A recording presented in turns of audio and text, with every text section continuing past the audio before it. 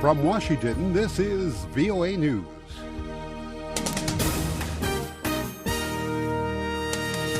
President Obama calls for assistance in the battle against Ebola. The head of the FBI warns of possible terrorist plot planning against the United States. I'm Ira Mellman reporting. U.S. President Barack Obama is calling for nations around the world to do more to combat the deadly Ebola epidemic in West Africa, saying the disease threatens regional and global security. He spoke Thursday at a high-level United Nations meeting on Ebola, warning of the potential humanitarian crisis that could kill hundreds of thousands of people over the coming months. The World Health Organization says the death toll is nearing 3,000. If this epidemic is not stopped, this disease could cause a humanitarian catastrophe across the region. And in an era where regional crises can quickly become global threats, stopping Ebola is in the interest of all of us. President Obama praised the UN efforts to contain the spread of the disease in the worst-hit countries, Guinea, Sierra Leone, and Liberia, but he said the world is not moving fast enough. He said we are not doing enough.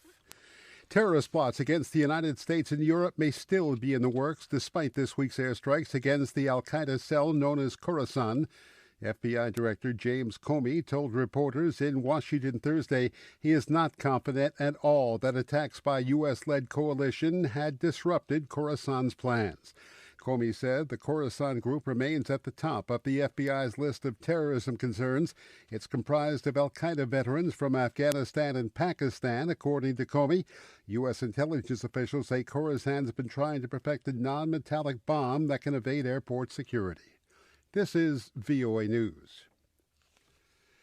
U.S. Secretary of State John Kerry, Iran's foreign minister, and a top EU official were set to meet Thursday night in New York to take stock of the ongoing negotiations on limiting Iran's nuclear program in exchange for lifting some economic sanctions.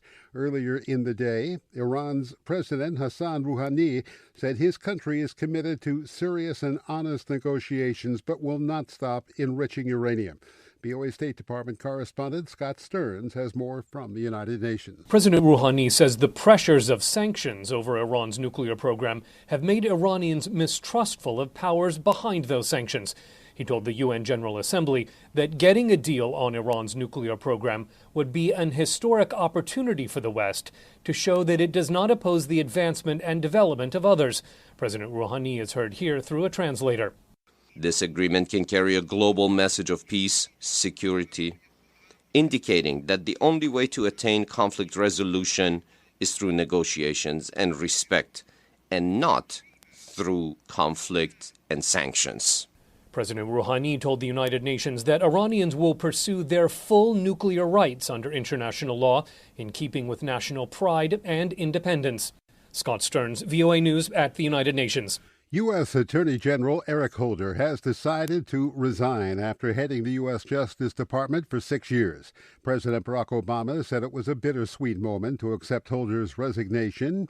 Appearing alongside the president at the White House, Holder said he will never leave the work. He said, "I'll continue to serve and try to make our nation even more true to its founding ideals." Holder says he has no immediate plans once he steps down and intends to remain in the post until his successor is in place. Holder is the first black attorney general and has served in the job since President Obama took office in 2009. Police in Nigeria say one of more than 200 girls kidnapped by the Islamist group Boko Haram in April has been released. Police spokesman Emmanuel Ojukwu said that a 20-year-old woman who was among those kidnapped 5 months ago was found Wednesday in the village of Mubi in Adamawa State. The girl said she spent several days in the bush after being released by Boko Haram.